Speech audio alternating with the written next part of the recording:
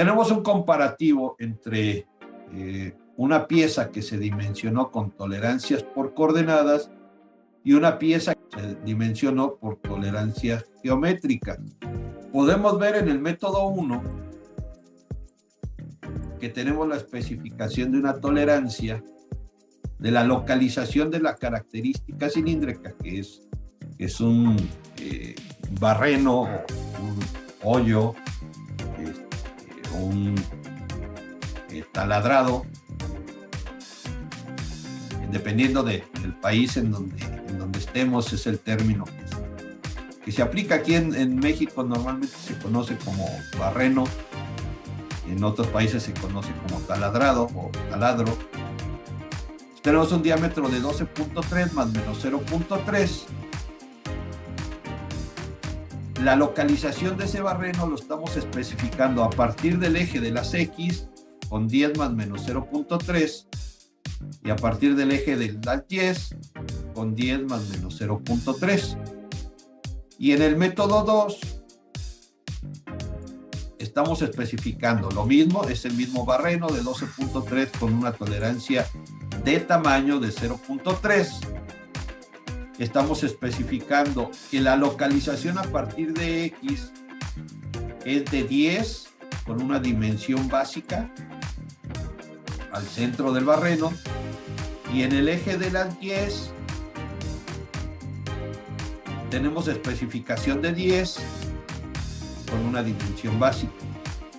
Y también podemos notar que tenemos la especificación de B encerrada en un rectángulo, C encerrada en un rectángulo, B lo tenemos en la cara, que sería el origen de los X, y C el origen de los Y, de la dirección en Y, y especificamos A, o tenemos la especificación de A, esta superficie de la pieza. Y después tenemos una especificación que la debemos de leer como tolerancia de posición dentro de un diámetro de 0.8 en máxima condición de material con respecto a, que lo tenemos aquí como la cara frontal, B, que lo tenemos en esta cara, que sería el origen de las X, y C en el origen de las Y. Prácticamente es la misma especificación el método 1 que el método 2. No estamos alterando dimensionalmente, no estamos alterando nada dimensionalmente. Me preguntan, ¿cuál método permite mayor tolerancia de posición? Aquí vamos a entender que el método 2 a mí me genera mayor tolerancia de posición. Nosotros habíamos dicho, en una buena aplicación de GD&T podemos tener incremento en las tolerancias. Bueno, pues este es el caso. No estamos cambiando nada de tamaños, todo se queda igual. En el método 2 lo único que estamos haciendo es estamos agregando un sistema de tolerancias por GD&T. Ahora, vamos a ver por qué el método 2 me da más tolerancia de posición de ese barreno que el método 1. Nosotros tenemos aquí la comparación entre GD&T y tolerancias por coordenadas. La especificación que nosotros traíamos en el barreno era de 12.3 más menos 0.3. Tenemos una especificación de posición de 0.8, que es un valor que no es arbitrario. Ahorita vamos a explicar de dónde proviene. En máxima condición de material con respecto a los datums, se les conoce como datums A, B y C.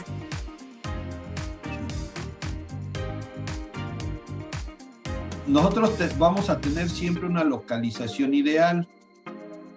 La localización ideal o la localización nominal. Esa localización o posición ideal pues tiene que ver con el valor que tenemos especificado como 10.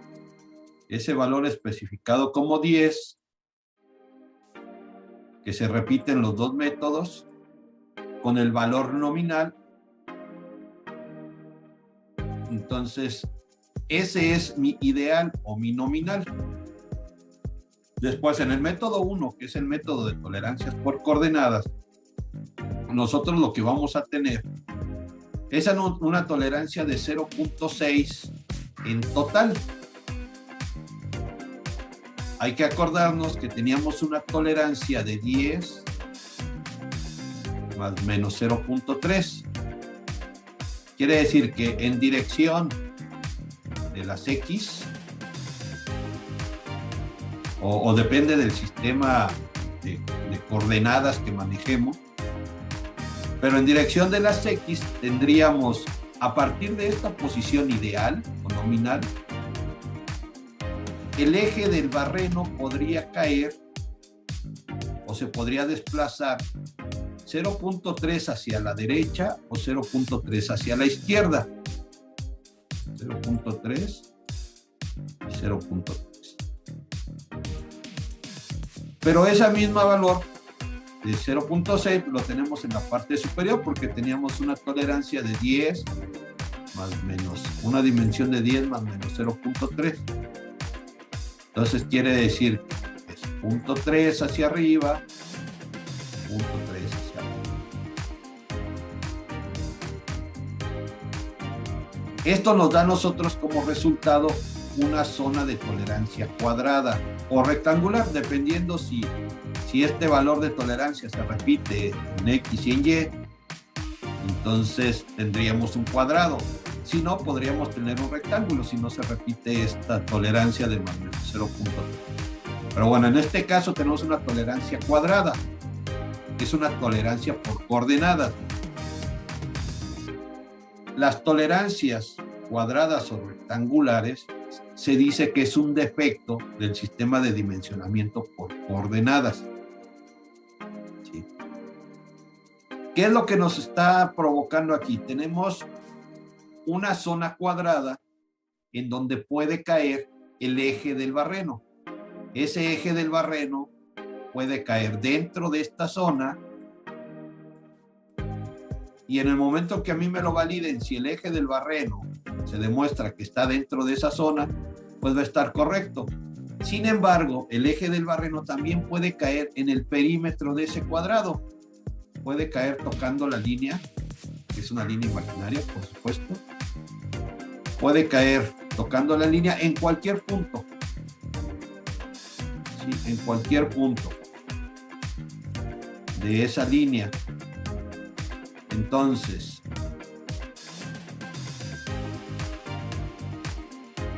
puede caer pegado a la línea de centro o a mi localización nominal o ideal, pero puede caer lo más alejado posible, y lo más alejado posible sería el vértice en donde se unen los dos lados del cuadrado. Si yo proyecto una línea de ese punto al centro, proyecto una línea del otro punto al centro, podemos darnos cuenta que la longitud de cada una de esas líneas es diferente. Y no obstante que esa longitud de la línea es diferente, la pieza sigue estando dentro de zona de tolerancia. Incluso si yo lo proyecto a partir del vértice, sería la distancia más alejada que podría tener yo con respecto al centro ideal de la pieza para localización nominal. Esta distancia, a pesar de que es la más larga, tiene la misma validez que las otras distancias que son más cortas. La pieza sigue estando dentro de su zona de tolerancia. Sin embargo, si yo proyecto esa línea,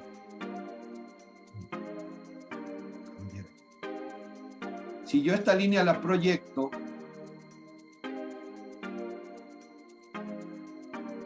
por aquí, por lo tanto, provoco que el punto del eje caiga por fuera de ese cuadrado, a pesar de que es la misma longitud que la línea que va desde el vértice hasta el centro. Si el eje cae en esta posición, entonces ya sería un error, ya la pieza está fuera de sus límites de tolerancia. porque yo solamente tengo permitido utilizar esta zona cuadrada como zona de tolerancia. Ahora, nos vamos al método 2, y en el método 2 a mí me dicen, tu zona de tolerancia de posición de ese barreno ya no es un cuadrado, es un círculo. Yo aquí estoy especificando un símbolo de diámetro. Es un círculo que mide 0.8. Ese 0.8 no es otra cosa más que un círculo circunscrito al cuadrado donde originalmente yo tenía mi zona de tolerancia. Al utilizar yo un círculo como zona de tolerancia, estoy obteniendo un círculo circunscrito, estoy obteniendo una zona de tolerancia más grande. En el método 1, el área de mi zona de tolerancia era 0.36. En el método 2, el área de mi zona de tolerancia es 0.55. ¿Cómo saco el área? Pues muy sencillo, ¿no? Para un cuadrado es lado por lado. Y para el área, pues ya uso el pi, el valor de pi por el diámetro. Entonces, ya voy a obtener yo el área que voy a tener de localización para la posición de mi barreno. Gráficamente nosotros podemos apreciar de forma muy clara que tenemos una zona de tolerancia más grande, porque ahora yo ya puedo utilizar estas pequeñas secciones que antes no podía utilizar en el método de tolerancias cuadradas o por coordenadas. Estas secciones no las podía utilizar. Ahora, con este método 2, si el centro de ese barreno cae en alguna parte de esas secciones, la localización va a estar correcta. Ya no me pueden rechazar la parte porque estoy dentro de zona de tolerancia. Entonces aquí gráficamente podemos ver, se me está ampliando la zona de tolerancia, con lo cual partes malas que antes podían ser rechazadas con el método de tolerancia por coordenadas, ahora puede ser aceptada. Y la otra pregunta es, ¿por qué tiene que ser un círculo circunscrito? Me dicen, ok, ¿por qué el valor de tu zona de tolerancia es 0.8? ¿Por qué es un círculo circunscrito? Ah, pues muy sencillo. Yo sí tengo, para mí está clarísimo que la distancia del vértice, donde se unen los dos lados del cuadrante, del cuadrado, hacia el centro, tengo una distancia. Esa distancia en el círculo me representa el radio. Me representa el radio de ese círculo. Yo lo único que estoy haciendo es que este radio lo estoy revolucionando a todo alrededor de mi zona de tolerancia. Esa zona de tolerancia de este vértice ya la teníamos antes, nada más que no la podíamos utilizar por ser un método de tolerancias por coordenadas donde tengo una tolerancia cuadrada. Ahora ya lo puedo utilizar. ¿De dónde sale ese valor de 0.8? Ah, pues muy sencillo. Voy a trabajar con triángulos rectángulos en donde ya tengo yo conocido dos catetos. El cateto del eje de las Y y el cateto del eje de las X. Voy a tomar este triángulo, voy a poner por aquí arriba. Este triángulo tiene un valor de 0.3 en el cateto de las X y tiene 0.3 en el cateto de las Y. Entonces, para determinar yo o para conocer yo cuál es el valor de esta diagonal, pues solamente debo de encontrar la hipotenusa. Entonces tengo cateto opuesto, cateto adyacente, y estos dos me van a dar a mí el valor de la hipotenusa. ¿Y cómo lo hago? Pues muy simple, ¿no? Utilizo el teorema de Pitágoras, que me dice c cuadrada es igual a a cuadrada más b cuadrada. Entonces, si yo tengo c cuadrada es igual a cuadrada más b cuadrada, pues para conocerlo, pues yo solamente voy a despejar y voy a decir c es igual a la raíz cuadrada de a cuadrada más b cuadrada. El resultado de esta operación a mí me va a dar el radio. Me va a dar el radio de mi zona de tolerancia.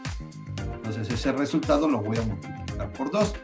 Ya en el curso de avanzados vemos con un poquito más de detalle cuáles son los valores y de dónde los vamos a obtener de acuerdo a las zonas de tolerancias que vamos a tener. ¿Sí? Pero a grandes rasgos, de ahí es donde provienen nuestros valores de la zona de tolerancia cuando queremos convertir una tolerancia por coordenadas a una tolerancia, a un sistema de tolerancias geométrica.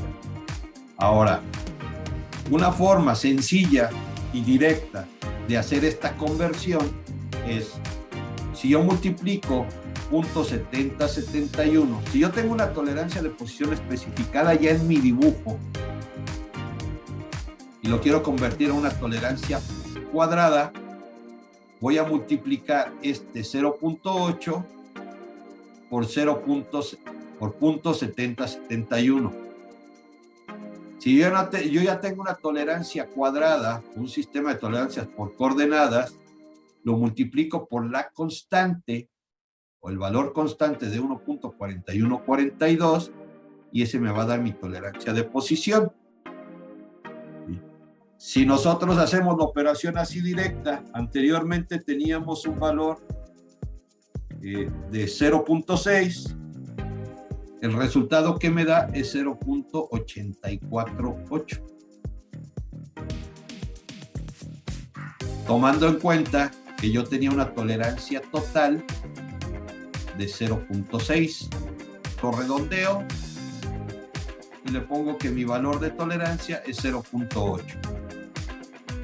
En los siguientes capítulos vamos a ver una de las maneras que tenemos nosotros para determinar el valor de la zona de tolerancia en un dibujo nuevo. No tenemos una referencia de tolerancia por coordenadas previa, es un dibujo nuevo, entonces les vamos a explicar la manera de cómo calcular ese valor de tolerancia de posición de acuerdo a la funcionalidad de la parte. En este curso de fundamentos se ve la forma más simple y ya en el curso de avanzados se ven otras derivaciones de esas formas en donde ya controlamos espesores, características o profundidades de barreno. Entonces aquí lo que nos están dando es que tenemos más área de tolerancia total.